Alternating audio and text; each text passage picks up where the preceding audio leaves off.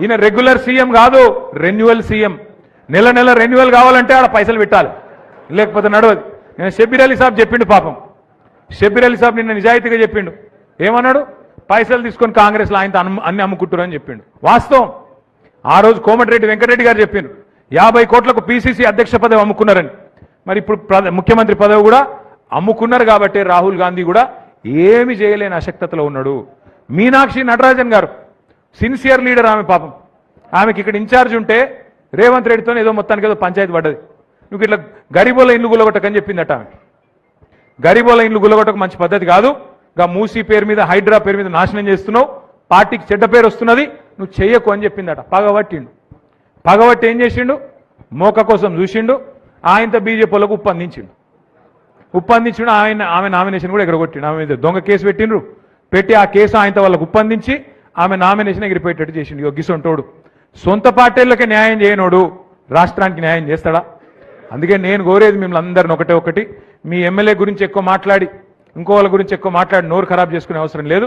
మళ్ళీ కేసీఆర్ గారు రావాలి అంటే బూత్ల వారీగా 262 పోలింగ్ బూత్లుంటే ఏ బూత్లో ఆ బూత్ అధ్యక్షుడు, ఆ బూత్ కార్యవర్గమే మీరే కథానాయకులు కావాలి. మీరే ఒక కేసీఆర్ కావాలి. నేను ఎట్లా ఎగరది గులాబీ జెండా నా బూత్లో, నా నియోజకవర్గంలో, నా మండలంలో, నా గ్రామంలో మీరు గట్టిగా అనుకుంటే తిరుగులేని పరిస్థితిలో మనం గెలుస్తాం. ఉంటాయి, అందరం మనుషులమే, అందరం కూడా అప్పుడప్పుడు తప్పు ఒప్పు చేస్తాం.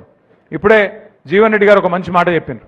మనం గెలుస్తామని చెప్పి ఇంట్లో అనుకుంటే నడవది, కరెక్ట్గా పనిచేయాలని. నేను పెద్ద లక్ష్మీనరసింహరావు గారిని కూడా నేను ఇదివరకే కోరినా, మళ్ళీ కోరుతా ఉన్నాను.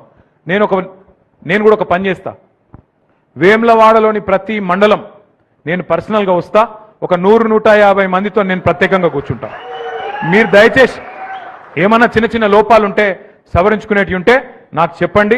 లక్ష్మీనరసింహరావు గారితో నా ప్రార్థన 25 తర్వాత తప్పకుండా 100% నేను కూడా ప్రతి మండలానికి వస్తా. మేడిపల్లి, కతలాపూరు, మీ వేములవాడ, కోనరావుపేట, మీ రుద్రంగి, అన్నిటికీ చందుర్తి, అన్ని మండలాలకు నేను కూడా వస్తా. జీవన్ రెడ్డి గారు కూడా వస్తారు.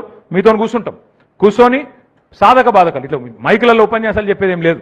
సాధక బాధకాలు ఏం చేయాలి, ఏం సమస్యలు ఉన్నాయి స్థానికంగా, వాటి విషయంలో కాంగ్రెస్ ఎంత నిర్లక్ష్యం చేస్తున్నది, ఎట్లా మనం పోరాడాలి, ఏం చేద్దాం.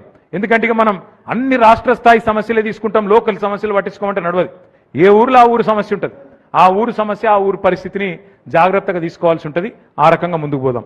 ఒక ముఖ్యమైన మాట లక్ష్మీనరసింహరావు గారితో కూడా నా ప్రార్థన ఏంటంటే, సోషల్ మీడియాలో కొద్దిగా మీ వేములవాడలు వీక్ ఉన్నారు. మీరు ఏమనుకోవద్దు ఈ విషయం, నేను అంటున్నాను. మీకు కూడా అకౌంట్ చక్కగా లేదు, మీ లచ్చనకు కూడా చక్కగా అకౌంట్ లేదు.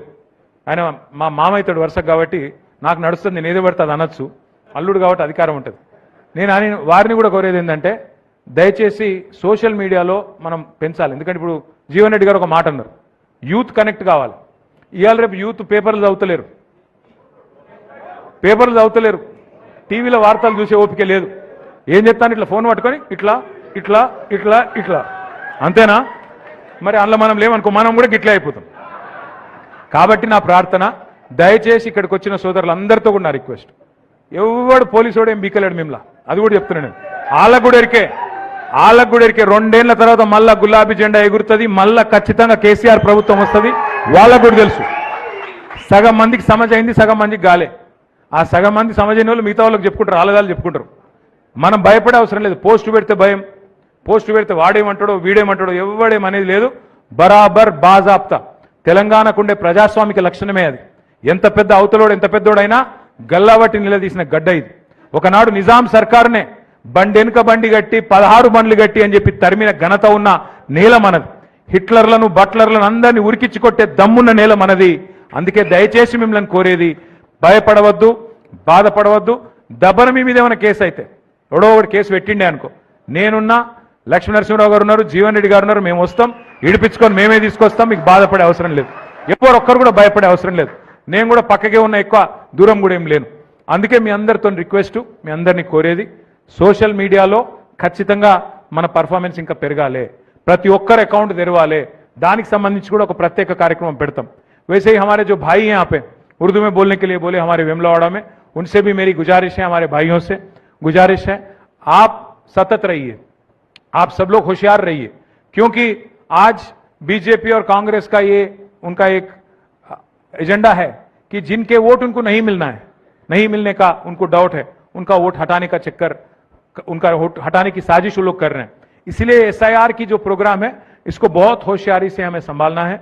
25 जून से प्रोग्राम शुरू हो रही है और 24 जुलाई तक होगा। तो इसमें हम सभी लोग मिलके पार्टी की तरफ से सतत रह के एकजुट रह के हमें आगे बढ़ना है।